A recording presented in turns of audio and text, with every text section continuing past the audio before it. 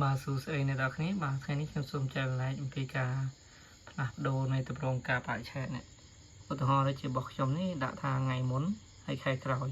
បាទដើម្បីងាយស្រួលក្នុងការចង Excel ហើយនឹងសរសេរតាមលក្ខណៈខ្មែរយើងបាទអញ្ចឹងមុនដំបូងយើងចូលទៅកាន់កន្លែងនេះមុនប្រហែលនេះ Windows នេះហើយចូលទៅកាន់ Setting មកតមកអ្នកតគ្នា search នៅខាងលើនេះយើង search វាថា Date នេះ Date and Time Setting ចុចលើវាមកបាទតមកអ្នកតគ្នាមើលនៅជ្រុងស្ដាំនេះមានពាក្យថា Add Clock for different time zone នេះហើយយើងលុបទាំងនេះមកបាទយើងចុចលើពាក្យថា Time or Date and Time នេះមកតមកយើងយកពាក្យថានេះ Change Date and Time តមកទៀតយើងចុចនៅកន្លែងនេះ Change Calendar Setting បាទអ្វីដែលសំខាន់គឺនៅកន្លែងនេះនេះ Sort Date នេះអញ្ចឹងអ្នកនរគ្នារើសយកនេះអក្សរ D M Y បាទ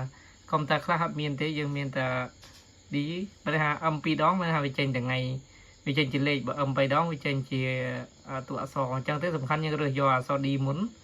ទៅមក M ទៅមក Y ម្ដងថ្ងៃខែឆ្នាំមកចេញវាមកបាទតែប៉ុណ្្នឹងទៅវានឹងចេញមកបានថាថ្ងៃមុនហើយបាទហើយបន្ទាប់មកយើងយកពាក្យថា apply